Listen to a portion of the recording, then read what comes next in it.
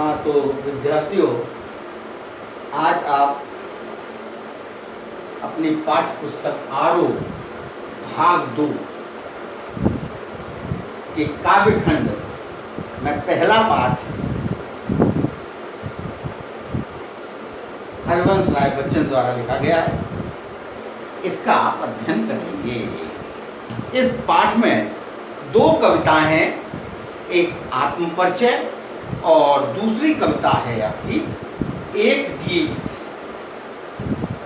पूर्व में आप इसका अध्ययन कर चुके हैं और रिवीजन वर्क में आज अब एक गीत जो कि निशा निमंत्रण से संकलित की गई है, इसका आप अध्ययन करेंगे। ये आपके पाठ्यक्रम में सीबीएसई ने इस वर्ष निर्धारित की है। सिर्फ इसी कविता का आपको अध्ययन करना है, इसी के प्रश्न उत्तर आपको सुनना है। कविता है, दिन जल्दी जल्दी ढलता है, हो जाए न पथ में रात कहीं, मंजिल भी तो है दूर नहीं, यह सोच थका दिन का पंथी भी जल्दी जल्दी चलता है, दिन जल्दी जल्दी ढलता है। बच्चे प्रत्याशा में होंगे, नीड़ों से झांक रहे होंगे, यह ध्यान परों में चिड़ियों के, भरता कितनी चंचलता है, दिन जल्दी जल्दी ढलता है। मुझसे मिलने को कौन विकल मैं हूँ, किसके हित चंचल, यह प्रश्न से दिल करता पद को भरता और मैं विह्वल था, दिन जल्दी जल्दी ढलता है, दिन जल्दी जल्दी ढलता है। ये कविता जो है निशा निमंत्रण से ली गई है। कवि कहता है कि सांझ गिरते ही पथिक लक्ष्य की ओर तेजी से कदम बढ़ाने लगता है। यात्री जो है अपने लक्ष्य की ओर तेजी से चलने लगता है, उसे रास्ते में रात होने का भय होता है कि रास्ते में रात न हो। जीवन पथ पर चलते हुए व्यक्ति जब अपने लक्ष्य के निकट होता है तो उसकी उत्सुकता और बढ़ जाती है। पक्षी भी अपने बच्चों की चिंता करके तेजी से पंख फड़फड़ाने लगती है। अपनी संतान से मिलने की चाह में हर प्राणी आतुर हो जाता है। आशा व्यक्ति के जीवन में नई चेतना भर देती है। जिनके जीवन में कोई आशा नहीं होती वे शिथिल हो, यानी एकाकी जीवन जीने वाले, जिनका कोई लक्ष्य नहीं, शिथिल हो जाते, उनका जीवन नीरस हो जाता है, उनके भीतर उत्साह समाप्त हो जाता है। अतः रात जीवन में निराशा नहीं अपितु आशा का संचार भी करती है कि दूसरे दिन नया दिन आने का, की आशा का संचार भी रात्रि करती है। ये इस कविता का सारांश था। अब देखिए, अब कविता में जैसा कि हम जानते हैं, पहले भी हम इस पर चर्चा कर चुके हैं कि काव्यखंड है। काव्यखंड में काव्यांश पर अर्थ ग्रहण संबंधी प्रश्न, अर्थ ग्रहण संबंधी प्रश्न कैसे हो सकते हैं? पहले क्या होगा? काव्यांश पर, काव्यांश पर आधारित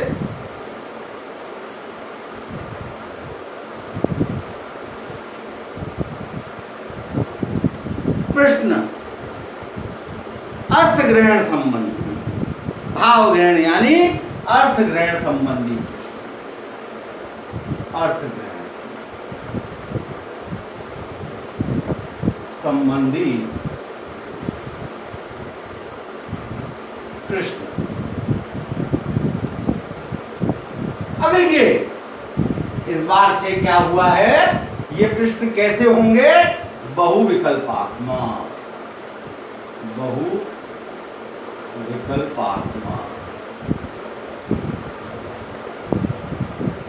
एक दूसरे कैसे होंगे?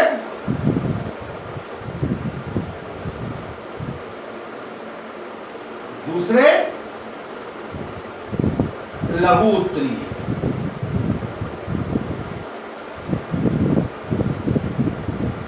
उत्तरीय प्रश्न।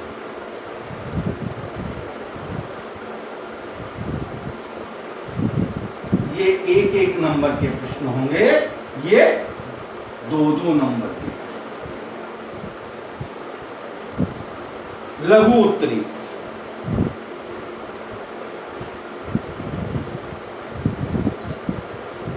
गद्य काव्यांश पर आधारित बहुविकल्पी प्रश्न होंगे। काव्यांश पर लघु उत्तरी प्रश्न, 2 काव्यांश आएंगे, एक में बहुविकल्पात्मक प्रश्न होंगे, एक में लघु उत्तरी प्रश्न। और उसमें किस प्रकार के उत्तर होंगे? अर्थ ग्रहण संबंधी। कैसे प्रश्न होंगे? अर्थ ग्रहण संबंधी। देखिए, एक गीत, दिन जल्दी जल्दी ढलता है, दिन जल्दी जल्दी ढलता है। यहां देखिए, पथ, मंजिल और रात किसके प्रतीक हैं? पथ, मंजिल और रात किसके प्रतीक हैं? इस तरह के प्रश्न पूछे जा सकते हैं। सबसे पहले पथ, मंजिल और रात क्रम से मानव जीवन संघर्ष,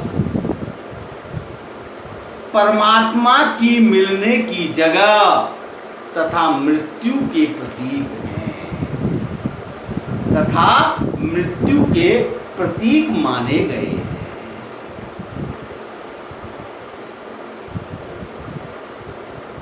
देखिए, अब पहले देखिए किस प्रकार का प्रश्न हो सकता है। सबसे पहले बहुविकल्पात्मक बहुविकल्पात्मक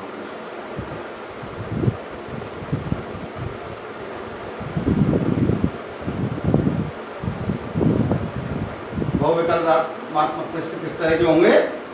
काव्यांश दिया होगा। प्रश्न 1,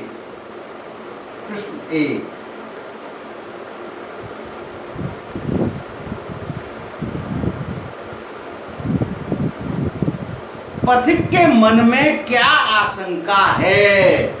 पथिक के मन में, पथिक के मन में क्या आशंका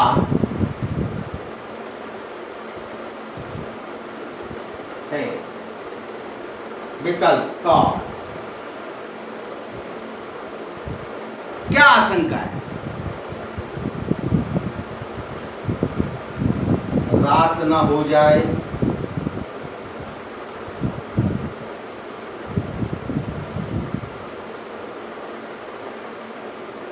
ख, रास्ते में रात न हो जाए,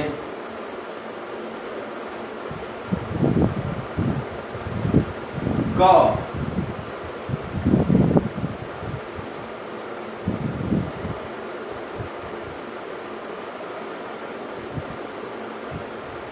मंजिल दूर नहीं है,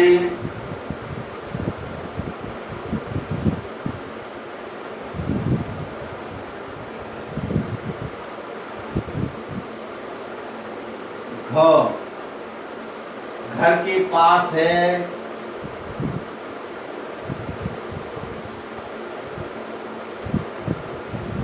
ये 4 विकल्प दिए गए। पथिक के मन में क्या आशंका है? अब हमें शब्द समझना हो क्या आशंका है। देखिए, कविता जब हमने पढ़ी, दिन जल्दी जल्दी ढलता है, हो जाए पथ में रात कहीं, मंजिल भी तो है दूर नहीं, यह सोच, क्या सोच करके कि मंजिल दूर नहीं है, ये सोच रहा है। पर आशंका किस चीज की है? कि रास्ते में रात ना हो जाए। आशंका मंजिल भी दूर नहीं है, ये आशंका नहीं है। ये तो कंफर्म है कि मंजिल दूर नहीं है, ये आशंका नहीं है। यहां पर हमें अर्थ देखना है। यहां शब्द क्या? आशंका। इसके आधार पर अर्थ वो करना है। आशंका क्या है? कि रास्ते में रात ना हो जाए, क्योंकि दिल जल्दी जल्दी ढलता है, इसलिए रात ना हो जाए, ये आशंका है पथिक के मन में कि रात ना हो जाए। परंतु कविता में क्या है? हो जाए न पथ में रात कहीं, पथ माने रास्ते में ही रात ना हो जाए, ये आशंका इसमें व्यक्त की गई। मंजिल दूर नहीं, ये आशंका नहीं है। ये तो उसे मालूम है, जानता है, वो कन्फर्म है कि मंजिल पास में है। तो उसकी क्या आशंका है कि घर पहुंचने से पहले या रास्ते में रात ना हो जाए। ये इस तरह के प्रश्नों के हमें उत्तर देने होंगे। इस तरह के प्रश्नों के हमें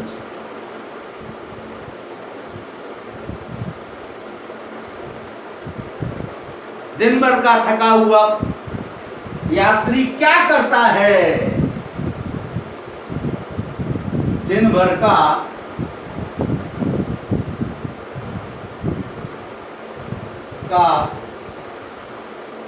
थका हुआ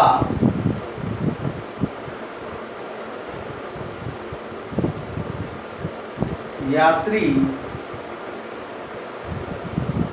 क्या करता है?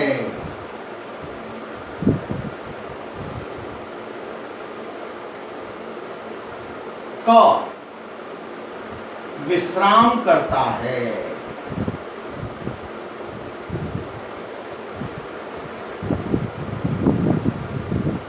ख आराम करता है।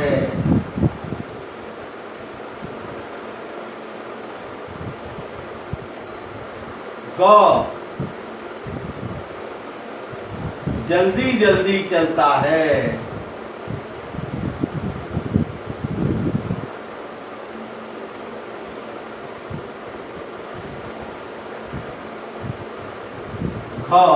रुक जाता है।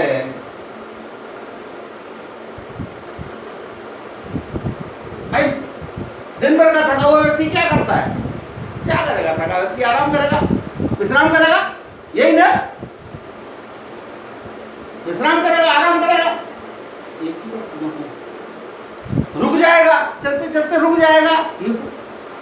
ये तीनों सही है। परंतु कविता में क्या है? हो जाए न पथ में रात कहीं, मंजिल भी तो है दूर नहीं, यह सोच थका दिन का पंथी भी। यह सोच थका दिन का पंथी, दिन भर का थका हुआ राही भी क्या करता है? जल्दी जल्दी चलता है। कविता में क्या दिया है? जल्दी जल्दी। दिन भर का थका हुआ यात्री क्या करता है? दिन भर का थका हुआ यात्री जल्दी जल्दी चलता है। ये करता है। कंफ्यूजन क्रिएट करने वाले विकल्प होंगे आपके पास, परंतु आपको नहीं, आपको उस कविता के आधार पर विकल्प का चयन करके उत्तर देना होगा। ये काव्यांश पर आधारित बहुविकल्पात्मक प्रश्न होंगे आपके लिए। इसके बाद में आता है लघु उत्तरी प्रश्न। दूसरा होगा लघु उत्तरी प्रश्न। लघु उत्तरी प्रश्न।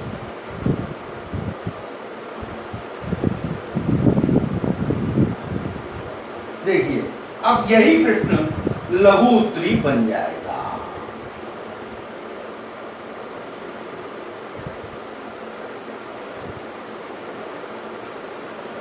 पथिक के मन में क्या आशंका है? पथिक के मन में आशंका है कि घर पहुंचने से पहले कहीं रात ना हो जाए, रात्रि के कारण उसे रुकना पड़ सकता है। ये आशंका। क्या आशंका है? कि घर पहुंचने से पहले रास्ते में कहीं रात ना हो जाए। ये पथिक के मन में, यहां उत्तर ऐसे लिखा जाएगा, बिल्कुल उत्तर जब लिखेंगे तो बढ़ जाएगा। पथिक के मन में यह आशंका है कि घर पहुंचने से पहले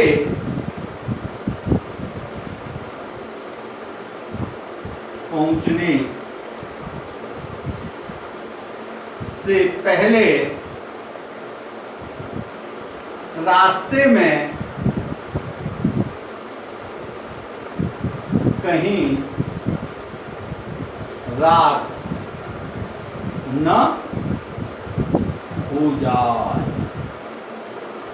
और बढ़ाया जा सकता है इस प्रश्नों के उत्तर को, रात्रि के कारण उसे रुकना पड़ सकता है, तब जाकर के 2 नंबर। दिन भर का थका हुआ यात्री क्या करता है, पहले विकल्प दे दिया, अब नहीं। दिन भर का थका हुआ यात्री जल्दी जल्दी चलता है। दिन भर का थका हुआ है, पूरा लिखा जाएगा, दिन भर का थका हुआ यात्री जल्दी जल्दी चलने लगता है, तेज तेज कदमों से चलने लगता। अर्थ ग्रहण करके अन्य प्रश्न हो सकते हैं, हो न जाए पथ में, यहां किस पथ की ओर कवि ने संकेत किया है। हो न जाए पथ में, यहां किस पथ की ओर कवि ने संकेत किया है। हो न जाए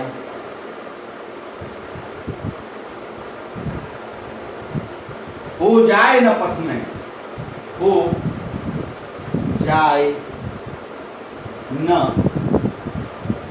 पथ में, हो जाए न पथ में, यहां किस पथ की बात, यहां किस पथ की ओर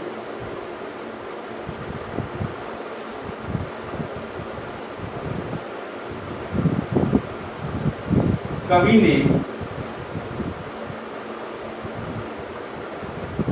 संकेत किया है।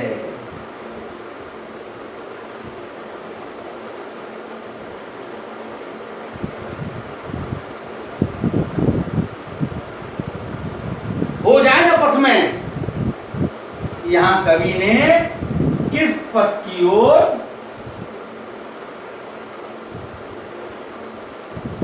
कवि संकेत किया है। उत्तर लिखिए, यहां पर उत्तर क्या होगा, हो जाए न पथ में के माध्यम से कवि ने अपने जीवन पथ की ओर संकेत किया है। कवि अपने जीवन रूपी पथ की ओर संकेत कर रहा है, जिस पर वह अकेला चल रहा है। पथिक के मन में क्या आशंका है, ये हम क्लियर कर चुके हैं।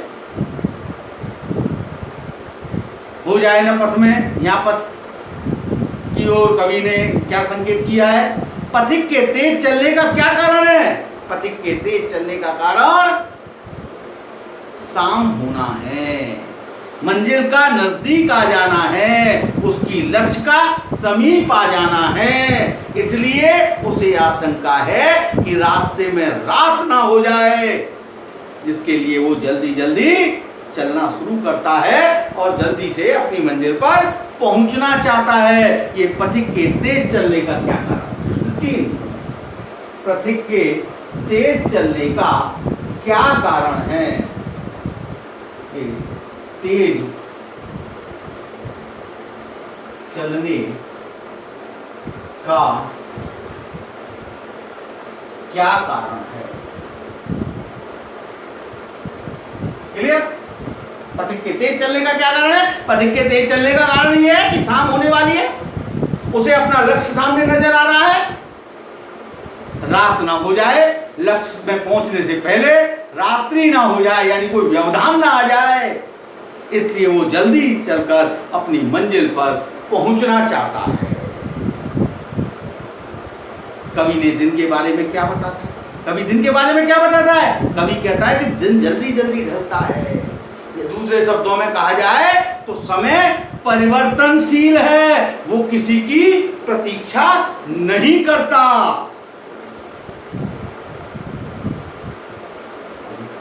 बच्चे प्रत्याशा में होंगे, नीड़ों से झांक रहे होंगे, यह ध्यान परों में चिड़ियों के, भरता कितनी चंचलता, दिन जल्दी जल्दी करता। बच्चे किसका इंतजार कर रहे हैं तथा क्यों? बच्चे अपने माता पिताओं का इंतजार कर रहे हैं, आने का इंतजार कर रहे हैं, क्योंकि उनके भोजन आदि की पूर्ति। चिड़ियों के घोंसले में किस दृश्य की कल्पना की गई है? चिड़ियों के घोंसले में उस दृश्य की कल्पना की गई है जब छोटे छोटे बच्चे चिड़ियों में से झांक करके अपने माता पिता के आने का इंतजार करते हैं। अगला प्रश्न बनता है, चिड़ियों के परों में चंचलता आने का क्या कारण है? चिड़ियों के परों में चंचलता आने का कारण उनके बच्चों की चिंता है। वे अपने बच्चों की चिंता में बेचैन हो जाते हैं। वे अपने बच्चों को भोजन, स्नेह व सुरक्षा देना चाहते हैं, इसलिए उनके पंखों में तीव्रता आ जाती है, चंचलता आ जाती है। इस अंश से किस मानव सत्य को दर्शाया गया है? वात्सल्य भाव, माता पिता के वात्सल्य, ये मानव सत्य। हर मनुष्य अपने बच्चों से बहुत स्नेह करता है, बहुत प्रेम करता है, वात्सल्य का भाव रखता है। अगला क्या? मुझसे मिलने को कौन विकल, मैं हूं किसके हित चंचल, यह प्रश्न शिथिल करता पद को, भरता और मैं विफलता है, दिन जल्दी जल्दी ढलता है। अब यहां पर एकाकी जीवन के बारे में कवि के मन में कौन से प्रश्न उठते हैं? कवि के मन में कौन से प्रश्न उठते हैं भाई?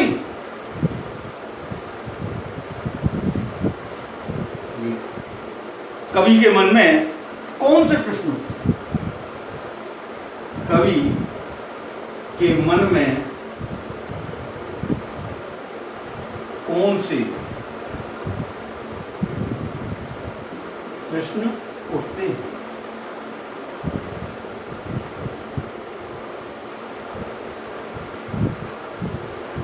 दो प्रश्न उठते हैं कि उससे मिलने के लिए कौन उसकी प्रतीक्षा कर रहा होगा, यानी उससे मिलने वाला कोई नहीं है, किसके लिए वो चंचल होकर के कदम बढ़ाए, यानी जल्दी घर जाए, किसके लिए जल्दी घर जाए, कौन उसका इंतजार करने वाला है, ये मन कवि के मन में प्रश्न उठते हैं। कवि के मन में ये प्रश्न उठते हैं कि उसका इंतजार करने वाला कौन है, किसके लिए वो शीघ्रता करे, किसके लिए वो जल्दी कर जाए, यानी लक्ष्यहीन। कवि की व्याकुलता का क्या कारण है? कवि की व्याकुलता का कारण उसका एकाकी जीवन है, अकेलापन है। प्रिया के वियोग की वेदना इस व्याकुलता को प्रगाढ़ कर देती है, इस कारण उसके मन में अनेक प्रश्न उठते हैं। कवि के कदम शिथिल क्यों हो जाते हैं? कवि के कदम इसलिए शिथिल हो जाते हैं कि वो अकेला है, उसका इंतजार करने वाला कोई नहीं है, इस कारण कवि के मन में उत्साह नहीं है और उसके कदम शिथिल हो जाते। ये आपके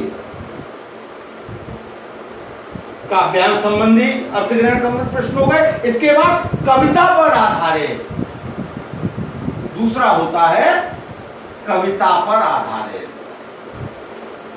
अब पूरी कविता पर आधारित अर्थग्रहण संबंधी प्रश्न होंगे, वो सारे भी बहुत विकल्पात्मक भी हो सकते हैं, लघु उत्तरात्मक भी हो सकते हैं, वो लघु उत्तरात्मक भी हो सकते हैं। पाठ की विषय वस्तु पर बोधात्मक प्रश्न, कविता पर आधारित बोधात्मक प्रश्न, बोधात्मक प्रश्न। अधिकांश इस तरह के प्रश्न आपकी पाठ्य पुस्तक में पीछे दिए हुए होते हैं। अभ्यास के जो प्रश्न दिए होते हैं वो इस तरह के बोधात्मक प्रश्न होते हैं। जैसे मैं किसके हूं तो हूं चंचल का भाव स्पष्ट कीजिए। कवि का एकाकी जीवन है, यहाँ कवि ये कहना चाहता है कि मैं किसके लिए शीघ्रता करूं, किसके लिए जल्दी करूं, कौन मेरा इंतजार कर रहा है, ये इसका भाव है, ये इसका भाव है कवि का। कवि इस भाव को उत्पन्न यहां पर उत्पन्न कर रहा है इस तरह। तीसरा, बच्चे किस बात की आशा में नीड़ों से झांक रहे होंगे, पूरी कविता क्या है, बच्चे किस बात की आशा में नीड़ों से झांक रहे होंगे, पाठ्य पुस्तक का 5वां प्रश्न। पक्षी दिन भर भोजन की तलाश में भटकते हैं, बच्चे घोंसले में माता पिता का इंतजार करते हैं, देखते रहते हैं, शाम के वक्त वो जब लौटते हैं तो उनके लिए दाना लेकर आते हैं। वो दाना लाने की जो उनकी आशा है, उस आशा में अपने माता पिता का इंतजार करते हुए वो घोंसलों से झांकने लगते। ये बोधात्मक कविता के आधार पर बोधात्मक प्रश्न इस प्रकार के हो सकते हैं। भाव स्पष्ट करना, दिन जल्दी जल्दी ढलता है कि आवृत्ति से कविता की किस विशेषता का पता चलता है। दिन जल्दी जल्दी लक्ष्य की तरफ बढ़ते हुए मनुष्य को समय का पता नहीं चलता, अपने लक्ष्य की ओर बढ़ते हुए व्यक्ति को समय का पता नहीं लगता, कार्य में व्यस्त रहते हुए व्यक्ति को समय का पता नहीं चलता। ये अब इसके बाद में आता है काव्य सौंदर्य संबंधी प्रश्न।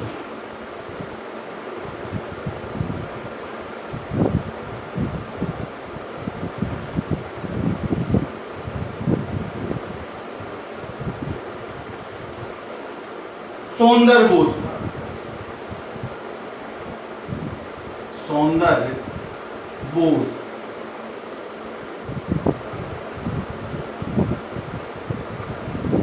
पर आधारित प्रश्न।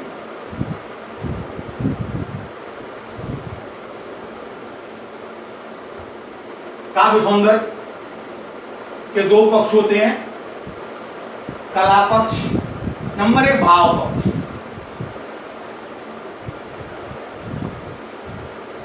और नंबर 2 कला पक्ष, जिसे शिल्प सौंदर्य भी कहते हैं। शिल्प सौंदर्य भी कहते हैं। शिल्प सौंदर्य में आता है रस, छंद, अलंकार, भाषा, शैली, शब्द रचना,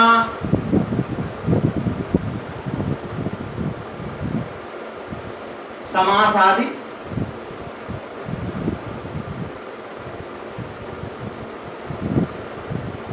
अन्य ये सिर्फ सौंदर्य भाव।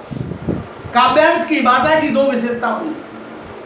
काव्यांश की भाषा सरल है, संगीतमयी है, प्रभामयी है। क्यों संगीतमयी है? दिन जल्दी जल्दी ढलता है, दिन जल्दी जल्दी ढलता है, हो जाए न पथ में रात कहीं, दिन जल्दी जल्दी गाया जा सकता है। संगीतमयी है, प्रभामयी है, फ्लो, दिन जल्दी जल्दी ढलता है, हो जाए न पथ में रात कहीं, दिन जल्दी जल्दी, एक फ्लो बन रहा है, एक रिदम बन रही है। दिन सरल है, जल्दी जल्दी ढलता, ये सारे शब्द सरल है, तो भाषा सरल है, संगीतमयी है, प्रवाहमयी है। इसमें दृश्य बिंब है। नीड़ों से झांक रहे होंगे, घोंसले से झांकते हुए बच्चे दृश्य बिंब उत्पन्न करते हैं। ये दृश्य बिंब। भाव सौंदर्य, भाषा सरल है, ये भाषा संबंधी हो गया, भाषा की दो विशेषताएं हो गई। इसके बाद में आता है इसका भाव पक्ष। यहां इस माध्यम से कवि ये स्पष्ट कर रहा है कि जब व्यक्ति व्यस्त होता है, जब व्यक्ति अपने लक्ष्य की ओर जाता है तो उसको समय का पता नहीं चलता। लक्ष्य के निकट आने पर व्यक्ति और अधिक शीघ्रता करता है, तो उसे डर रहता है कि कहीं उसके काम में व्यवधान उत्पन्न ना हो जाए, यानी रात्रि ना आ जाए, उसको काम कल के लिए न टालना पड़े। यह सोच करके लगातार परिश्रम करने वाला व्यक्ति भी शीघ्रता करने लगता है, क्योंकि वक्त का पता नहीं, वक्त तुरंत निकल जाता है। यह भाव सौंदर्य क्यों जल्दी जल्दी करता है? घर पे बच्चे इंतजार कर रहे हैं, वो एक आशा लगाए बैठे हैं कि माता पिता आएंगे, हमारे लिए भोजन लाएंगे। ये सोच करके पशु पक्षी मानव जीव जंतु अपने घर की ओर भागते हैं, शीघ्रता करते हैं, क्योंकि वक्त किसी के लिए रुकता नहीं है। ये भाव कला पक्ष में इसकी भाषा सरल है, संगीत में है, प्रभाव है, इसमें अलंकार जल्दी जल्दी में पुनरुक्ति प्रकाश अलंकार है, ये इसका अलंकार। रस को अगर देखा जाए तो या शांत रस, शांत रस,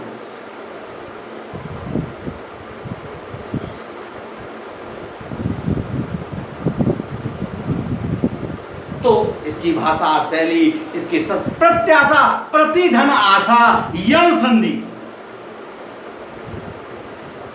यण संधि, ये सारी चीजें इसके काव्य सौंदर्य में काव्यबोध के आधार पर जो प्रश्न आएंगे उस पर लिखनी होती है। इसका आप अभ्यास करें, इनको आप पढ़ने का प्रयास करें, पढ़ें, समझें अपनी पाठ्य पुस्तक से। ये पाठ आज बस एक गीत जो है दिन जल्दी जल्दी भटका, यही आपके पाठ्यक्रम। इसके बाद सीधा हम चलते हैं पाठ 3 पर। पाठ 2 आपके कोर्स में नहीं है, पाठ 2 का आपको अध्ययन नहीं करना है। पतंग ये आपके पाठ्यक्रम में, आपके सिलेबस में से केंद्रीय माध्यमिक शिक्षा बोर्ड ने हटा दिया है। यहाँ पर सीधा हम पाठ 3 में चलते हैं।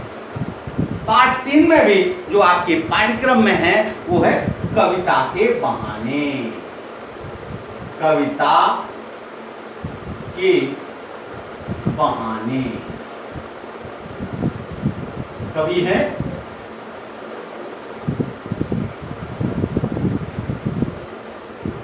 कुंवर नारायण।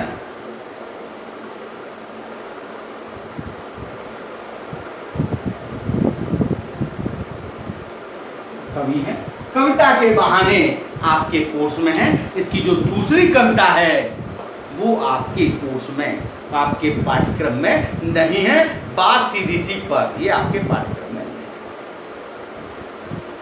अब यहां भी हम यही इसी तरह से समझने का प्रयास करेंगे। इनमें भी वही काव्यांश पर आधारित बहुविकल्पात्मक पहले प्रश्न, पहले काव्यांश होगा, उस काव्यांश पर आधारित बहुविकल्पात्मक प्रश्न आपको करने के लिए दिए जाएंगे।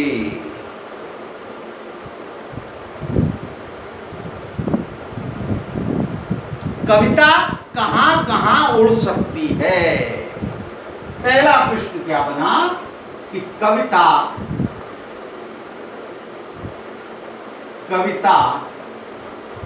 कहां कहां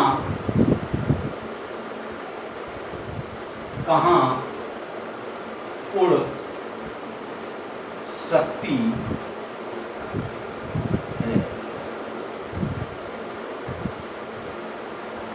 का अब आप बहुविकल्पात्मक जब हम कोशिश करेंगे तो कविता के बहाने तो आप पढ़ चुके हैं कि कविता एक उड़ान है चिड़िया के बहाने। कविता की उड़ान चिड़िया भला क्या जाने, बाहर भीतर इसगर उसगर कविता के पंख लगा उड़ने के माने, चिड़िया क्या जाने। चिड़िया क्या जाने। ये पेज 17 पर आपकी कविता है। इस कविता को आप पढ़ चुके हैं। कविता क्या जानती है? चिड़िया कविता की उड़ान को नहीं जानती। चिड़िया की उड़ान सीमित होती है, कविता की उड़ान असीमित होती है। तो क्या प्रश्न उठता है, कविता कहां कहां उड़ सकती है? कविता कहां कहां उड़ सकती है?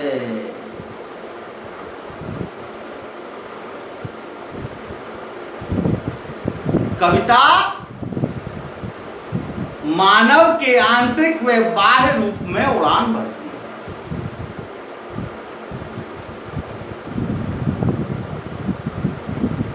कविता कहां कहां उड़ सकती है? कविता हर जगह,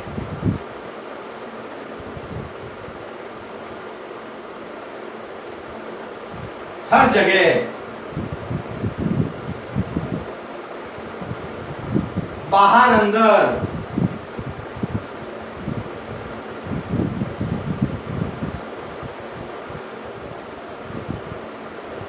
इस घर उस घर,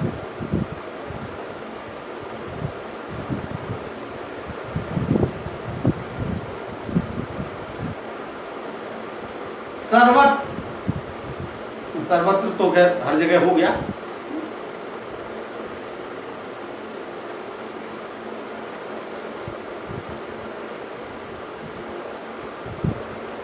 मानव के आंतरिक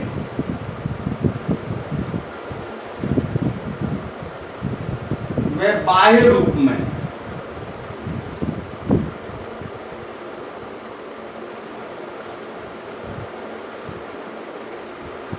अब देखिए कहां कहां उड़ सकती है? हर जगह उड़ सकती है। चिड़िया भी हर जगह उड़ सकती है।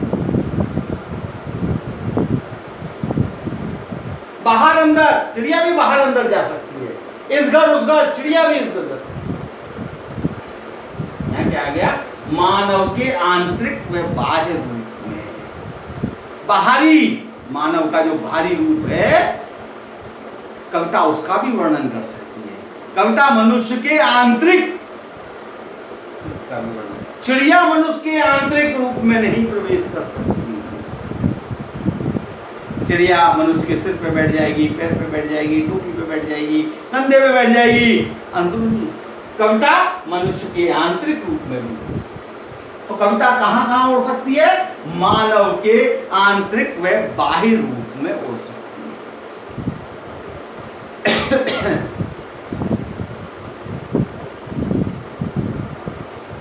कविता की उड़ान कैसी होती है? दूसरा प्रश्न, कविता की उड़ान कैसी होती है? उड़ान कैसी होती है?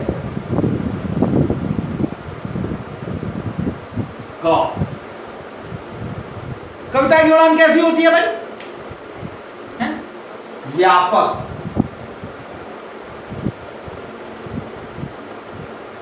सीमित,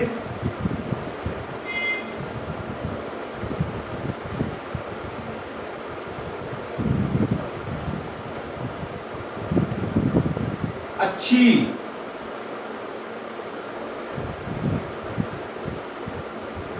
बुरी, व्यापक। कोई सीमा नहीं है। जहां तक पहुंचे रवि वहां पहुंचे कवि। तो कविता की उड़ान व्यापक होती है। अब इसमें ये बहुविकल्पात्मक प्रश्न, इसमें लघु उत्तरात्मक प्रश्न भी। कविता एक उड़ान है चिड़िया के बहाने, पंक्ति का भाव बताइए। ये प्रश्न पूछा। कविता एक उड़ान है चिड़िया के बहाने, पंक्ति का भाव बताइए।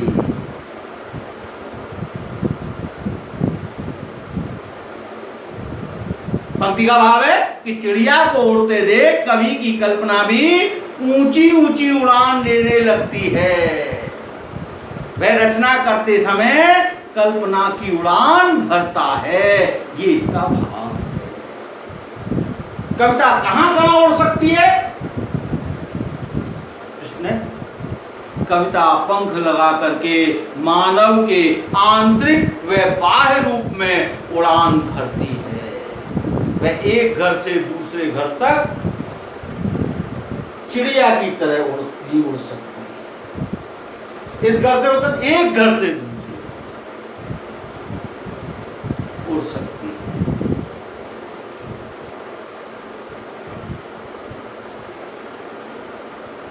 कविता की उड़ान में चिड़िया की उड़ान में क्या अंतर है, यह प्रश्न हो सकता है।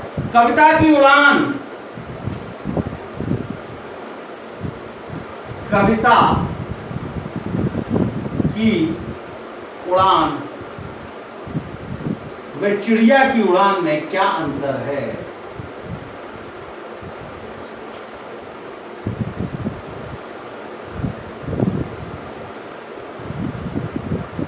क्या अंतर है?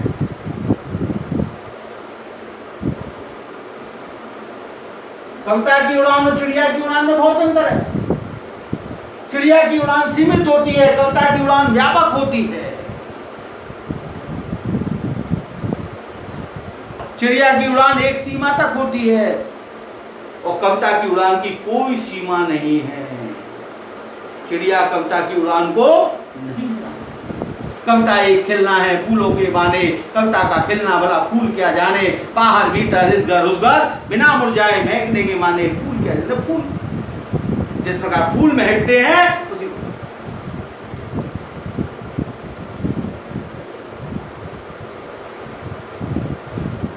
कविता एक खिलना है फूलों के बाने। ऐसा क्यों कहा गया है? यह अति लघुत्तरी प्रश्न है। कविता का खिलना, कविता एक खिलना है फूलों के बहाने, कविता फूलों के बहाने खिलना है, क्योंकि फूलों को देखकर कवि का मन प्रसन्न हो जाता है और उसके मन में कविता फूलों की भांति विकसित होती है, नए नए विचार आते हैं। कविता रचने और फूल खुलने में क्या समानता है? जिस प्रकार फूल पराग मधु व सुगंध के साथ खिलता है, उसी प्रकार कविता भी मन के भावों को लेकर रची जाती है। बिना मुरझाए कौन महकता है, ये बहुविकल्प। बिना मुरझाए कौन महकता है?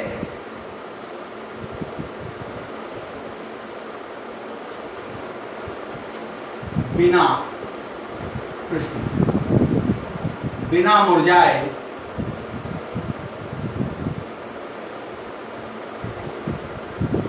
कौन महकता है?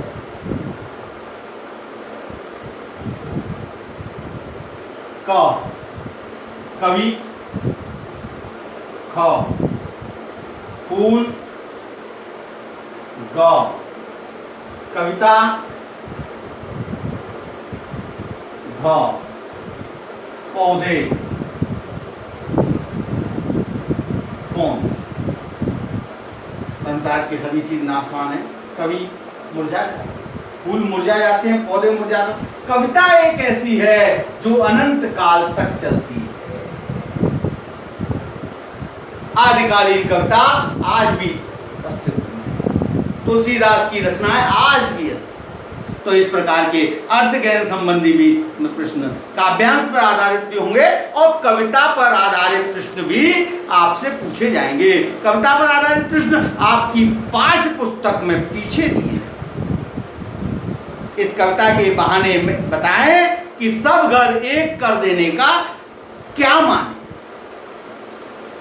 माने क्या है। इस कविता के बहाने बताएं कि सब घर एक कर देने के माने क्या है। यह पहला प्रश्न आपकी पाठ्य पुस्तक में। इसका अर्थ है भेदभाव, अंतर व अलगावाद को समाप्त करके सभी को एक जैसा समझना।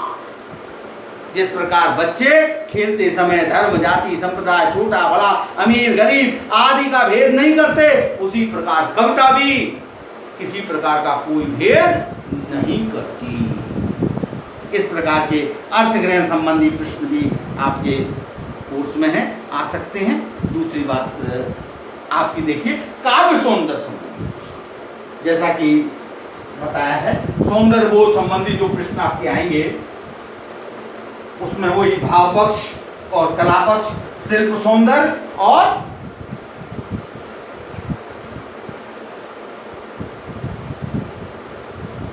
शिल्प सौंदर्य व भाव सौंदर्य।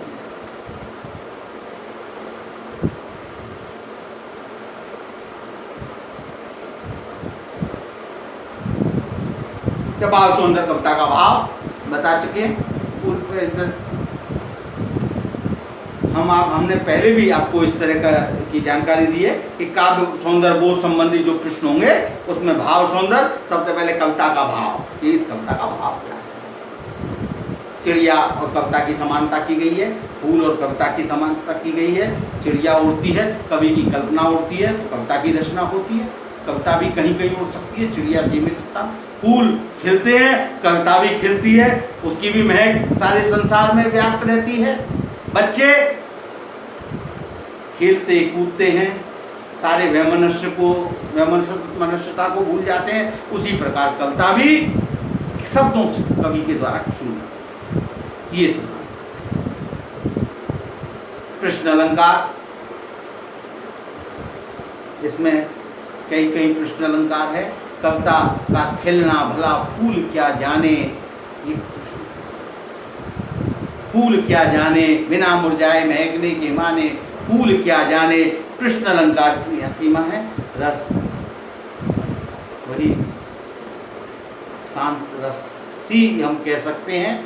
भाषा सरल है, सहज है, प्रभावपूर्ण है, संगीतात्मकता है भाषा में। तो इस तरह के प्रश्न आपसे पूछे जा सकते हैं इन कविता में, जैसे कि चिड़िया क्या जाने प्रश्न अलंकार है। इस घर उस घर कविता में अनुप्रास अलंकार की छटा व्याप्त है। तो इस तरह के करें, आप उसका अध्ययन करें, स्वाध्याय करें, बड़े ध्यान से इस कविता को पढ़ने का प्रयास करें। बस आज इतना ही। आपका दिन शुभ और मंगल हो। धन्यवाद।